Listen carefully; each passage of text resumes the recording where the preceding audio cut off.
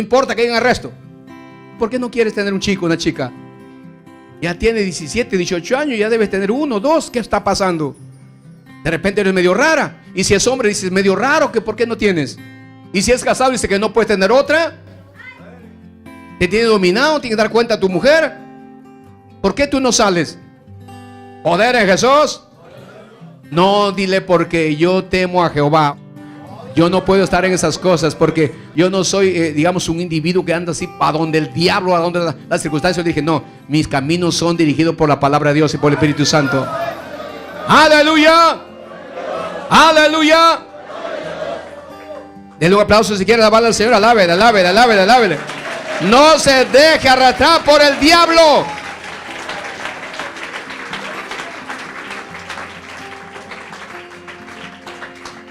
No andes con una mujer que no es tu esposa, no es tu familiar cercano.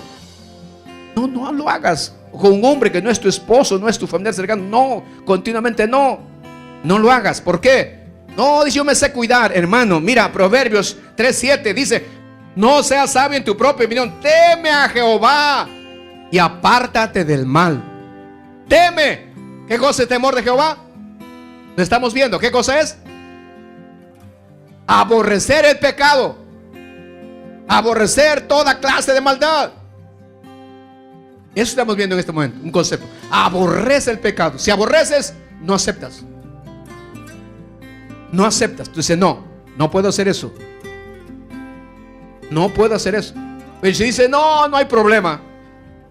Yo me sé controlar. Yo voy a una fiesta, pero voy a ir a mirar nada más. No voy a ir a bailar. No voy a ir a tomar. Voy a ir a mirar nada más. Voy a ir a hacer deporte con los impíos, donde hablan lisura, disparates ahí, todo tipo de groserías. Los jovencitos cristianos, los hermanitos dicen que van a jugar allí, en medio de los impíos, donde hay todo tipo de lenguaje, hermano. Yo le digo, hermano, ¿tú puedes hacer eso? ¿Y a Jesús dónde lo dejas? Tú no eres templo del Espíritu Santo. ¿El Espíritu Santo dónde lo dejas? ¿Lo llevas ahí que escuche toda la grosería esa? Cuando uno no tiene temor de Dios, no le importa ofender a Dios. No te consideres muy inteligente. No seas sabio en tu propia opinión. Recibe el consejo de tus padres si eres jovencito o jovencita. Escucha el consejo de los pastores, de los líderes, y sobre todo el consejo de Dios a través de su palabra. A su nombre, gloria. Cuarto concepto. Y hemos visto 3. Primer concepto, temor de Dios, es reverenciar su nombre. Segundo, ¿cuál es? Obediencia incondicional. Tercero, aborrecer el mal, aborrecer el pecado. Cuarto concepto, el temor de Dios es hacer su voluntad. Es hacer su voluntad. ¿La voluntad de quién? La voluntad de Dios, obviamente. ¿Qué cosa, pastor, es hacer la voluntad en términos sencillos? Hacer la voluntad de Dios es hacer lo que Él manda, hermano. ¿Qué cosa es hacer la voluntad de Dios? Hacer lo que Él manda, lo que Él dice. Hacer lo que Dios quiere. Hacer lo que Él nos manda, como Él quiere y donde Él quiere. Dios te manda a predicar su palabra. Te manda a predicar su palabra aquí. Dice, no, yo no predico aquí. Voy a predicar allá en Huacho, en Guarmey. No, Dios te puso acá. No, igual allá también puedo predicar. ¿Es hacer la voluntad de Dios eso? Cuando no entendemos bien los conceptos, creemos que sí, igual voy a predicar allá. No, hacer la voluntad de Dios es hacer donde Él quiere que lo hagas, como Él quiere que lo hagas y cuando Él quiere que lo hagas. Ahora, si tú lo haces como tú quieres, donde tú quieres y cuando quieres, esa ya no es hacer la voluntad de Dios. Muchas veces hacemos eso. Después lo hago. No lo voy a hacer así, lo voy a hacer de otra manera. Y dice, estoy haciendo la voluntad de Dios. No te equivoques. Entonces, el temor de Dios, hermano, consiste también o tiene que ver con reconocer su poderío, su grandeza de Dios, su autoridad de Dios, su soberanía de Dios. Dios es soberano. Dios es poderoso. Dios es el Señor de señores y Rey de reyes. Y lo que Él manda, hay que hacerlo. Aleluya. Además, Él es sabio. Lo que Él dice está bien, aunque no lo entendamos. Alabado sea Cristo. Y si eso es, entonces, si amamos a Dios, Si reconocemos que Él es lo máximo en términos sencillos, vamos a tratar de agradarle, de hacer lo que Él dice, como Él quiere, donde Él quiere, cuando Él quiere, como Él le agrada. Estoy haciendo su voluntad, lo que Él ha dicho, lo que Él quiere. Maravilloso el nombre de Jesús. Por eso vimos que todo esto va ligado, hermano. Por eso vimos que la obediencia a Dios es como Dios manda, no como la persona quiere. Abraham, por ejemplo, por dicho Dios, bueno, ¿quieres un sacrificio de un hijo? No te doy a Isaac porque a mí no me parece que debo darte a Isaac. Voy a dar mi otro hijo Ismael, Señor. Igual es un muchachito también. Tiene un añito más nada más de edad. Lo llevo. Aquí está, lo voy a matar a mi hijo. ¿Eso era hacer la voluntad de Dios? ¿Eso es temor de Dios? No. No es como Dios lo dijo. No es exactamente la voluntad de Dios. Y muchas veces nosotros hacemos lo que queremos, como queremos, cuando queremos y donde queremos. No como Dios quiere, ni donde Él quiere, ni cuando Él quiere. Tengamos en cuenta eso, hermanos. Maravilloso el nombre de Cristo. Y a veces decimos, estoy haciendo su voluntad. No, no, no. Tú crees que estás haciendo su voluntad, pero estás haciendo tu voluntad, tu capricho, tu gusto. Hay que entender bien qué cosa es la voluntad de Dios. Lo ha tomado nota, ¿verdad? Vamos a ver un ejemplo. San Juan capítulo 8, verso 29. Porque el que me envió conmigo está. No me ha dejado solo el Padre. Porque yo hago, escuche eso y subraye, porque yo hago siempre lo que le agrada. Estas son palabras que Jesús dijo. Yo hago algunas veces lo que le agrada. Así dice. Yo hago lo que me parece bien. Así dice. No, yo hago siempre lo que le agrada. En otras palabras, lo que Dios quiere, lo que Dios manda, lo que el Padre dice. En otras palabras, hace su voluntad. ¿Cuándo hacía Jesús la voluntad del Padre? Algunas veces. Siempre. Ese es un buen ejemplo. Yo hago siempre lo que le agrada a mi Padre. Yo siempre hago eso, decía Jesús. Por eso decía el Padre, nunca me ha dejado solo. Por eso decíamos, es la comunión íntima. El que tiene temor de Dios, Dios tiene comunión íntima, no lo deja. No lo deja, a ese le revela todo. Sus promesas, sus pactos le revela. Porque ve que es temeroso, temerosa de Dios.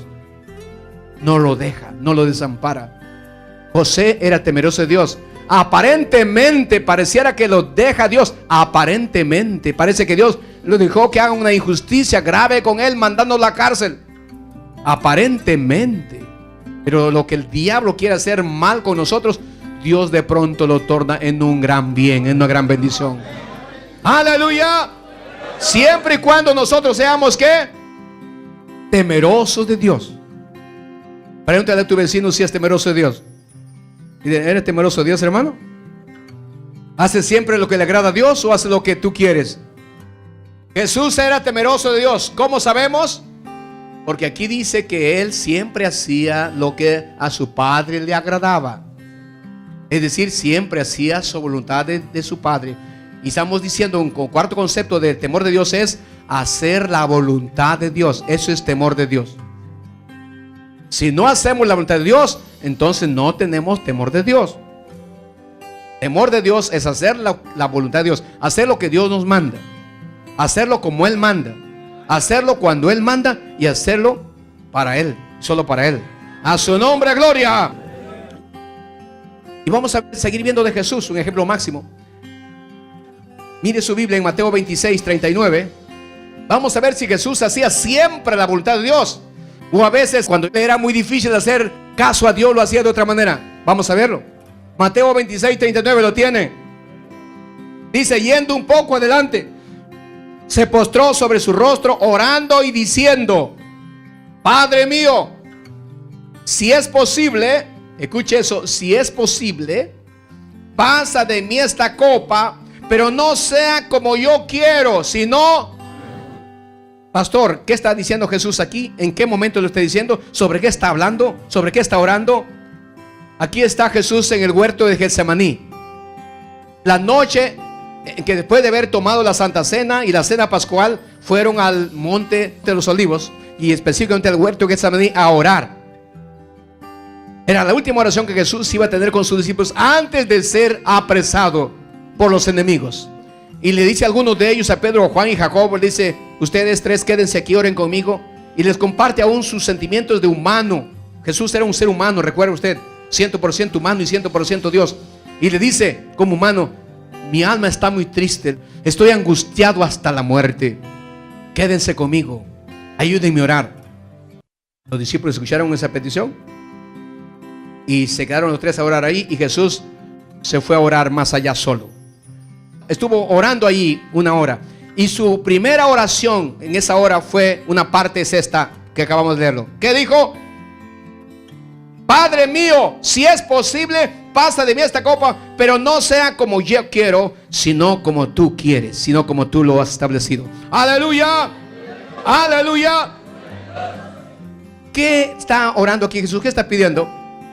Jesús sabía, hermanos y hermanas, que en horas más tarde, momentos más tarde, Jesús iba a ser traicionado por uno de sus cercanos, uno de sus discípulos con el que comían a veces del mismo plato.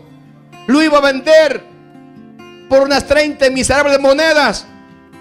Lo iban a coger los enemigos, lo iban a flagelar, le iban a reventar la piel, lo iban a poner espinas en su cabeza, lo iban a desnudar, lo iban a acusar injustamente y que lo iban a hacer cargar su cruz desnudo por las calles de Jerusalén con rumbo al monte, arriba el monte de Gólgota, o al monte Calavera, como también se le llama. Es más, sabía que lo iban a crucificar, que no habría ninguna otra alternativa. Todo eso terrible iba a pasar a Jesús. Sabía que Él iba a cargar por unas horas el pecado de todos los seres humanos. Y Él, escucha esto, según 2 Corintios 5:21, dice lo siguiente: al que no conoció pecado, por nosotros lo hizo pecado. ¿Qué iba a hacer Jesús? Cargar el pecado, como si Él fuera el pecador. Nunca había experimentado eso Jesús, ahora Él lo iba a hacer. Ante esa perspectiva, hermano, ante esa visión, la naturaleza sin pecado que tenía Jesús, ciertamente un poco de temor como humano. ¿Por qué Jesús le dice: Padre, si es posible, pasa de mí esta copa? Dice: no la quiero tomar así, de otra forma, Señor. Pero luego dice: pero no se haga como yo quiero. De todas maneras, que se haga tu voluntad, lo que tú quieres. ¿Que Jesús no quería morir por los pecadores? No, si para eso vino. Él sabía que con ese propósito vino y nunca se defendió. Al contrario, Él se entregó. Él dijo: mi vida nadie me la quita, nadie me la toma, yo la pongo por mí mismo. Aleluya. Él voluntariamente se ofrecía para morir. Entonces, ¿qué tenía miedo? ¿De qué no quiere beber? ¿Qué no quiere tomar? Que dice: pasa de mí esta copa. ¿De qué está hablando Jesús? ¿Qué temía como humano? Porque estaba como un ser humano. Vuelvo a decirle: cargar el pecado. Morir es otra cosa, pero ser un pecador prácticamente. Un pecador cargando el pecado. No aparentemente, Jesús no estaba llevando un pecado en apariencia, estaba cargando realmente el pecado de todos los seres humanos, porque estaba pagando exactamente lo que debía ser un pecador. Pero no solo eso, Jesús sabía que su Padre, escúcheme, en un momento dado, cuando Él estuviera cargado allí en esa cruz, cargado los pecados de toda la humanidad, millones y millones de pecados, de los más terribles que puede usted imaginarse, cargado los pecados, Dios, su Padre, que es 3 veces santo, desde su trono del tercer cielo, mirando a su Hijo, dice que nunca se separó de Él. Hemos visto ahí en los versos anteriores, dice: nunca me has dejado solo. Así hemos visto, ¿verdad? ¿En dónde? En Juan 8:29. No me ha dejado solo el Padre, dice, siempre ha estado conmigo. ¿Por qué? Porque siempre he hecho lo que le agrada. Ahora, ¿sabe lo que iba a pasar? Cuando Jesús estaba en la cruz cargando los pecados y Dios su Padre mirándolo ahí con la cantidad de pecados, ¿sabe qué iba a hacer Dios? 3 veces santo el Padre, no podía estar mirando a su Hijo cargado de pecados. ¿Qué podía hacer Dios? No puedo mirar a mi Hijo así. Pierdo la comunión con mi Hijo. Y el Hijo aquí se siente solo, se siente abandonado por primera vez en su vida. Nunca antes, jamás de los jamases, le había pasado eso a Jesús. Que su Padre lo dejara, que su Padre lo abandonara. que su padre lo desamparara. Nunca le había pasado a Jesús. Y Jesús sabía que le iba a pasar allí. ¿Y eso sucedió o no sucedió? ¿Cómo sabemos? Porque la palabra de Dios dice que en un momento dado, allá en la cruz, Jesús gritó, dice, exclamó a gran voz: Dios mío, ¿por qué me has desamparado? ¿Era real eso? ¿Real o teatro? Real. Que su padre le había desamparado. ¿Desamparado? Sí. ¿Por qué? Estaba cargando los pecados de la humanidad. Y Dios, 3 veces santo, el Padre, no podía mirar ni tener comunión. Jesús se siente abandonado. Para que usted vea cómo Dios aborrece el pecado. Y aunque esté en su propio Hijo, Dios corta comunión con ese. Porque Dios no acepta ningún pecado. No soporta ni mirarlo. Por eso Jesús hace esa oración. Y no una vez, 3 veces. Ahí en Mateo 26, usted lo lee. 3 veces Jesús dice: si es posible, pasa de mí esta copa, pero no se haga como yo quiero. Que se haga tu voluntad, o que se haga como tú. Eso llama que Jesús, aunque Jehová Dios le pedía lo más difícil, lo más doloroso, aun a riesgo de perder la comunión con su Padre, Jesús dijo: yo lo hago. Si a ti te agrada eso, yo lo hago. No importa lo que pase, yo hago, yo lo obedezco. Aleluya. ¿Por qué hacía eso Jesús? Porque tenía temor de Jehová su Dios. Y cuando uno tiene temor de Dios, está dispuesto a hacer siempre su voluntad, cueste lo que cueste, pase lo que pase. A su nombre gloria, a su nombre gloria. Pero si no tiene temor de Dios, no le importa. No, dice: no puedo, mucho problema, mucha dificultad, es demasiado, yo no puedo hacerlo, es mucho. Vaya usted entendiendo lo que es temor de Dios. No es cualquier cosa. Y perdemos el temor de Dios porque no conocemos qué es temor de Dios. Pero ahora Dios nos está haciendo entender qué cosa es tener temor de Dios. Aleluya. Aleluya. ¿Para qué? Para que tengamos ese temor de Dios y no seamos irreverentes, así como ese joven que le dije hace un momento. Y ya veremos en la Biblia hombres y mujeres que no tuvieron temor de Dios. Y ya veremos las consecuencias que le vinieron encima.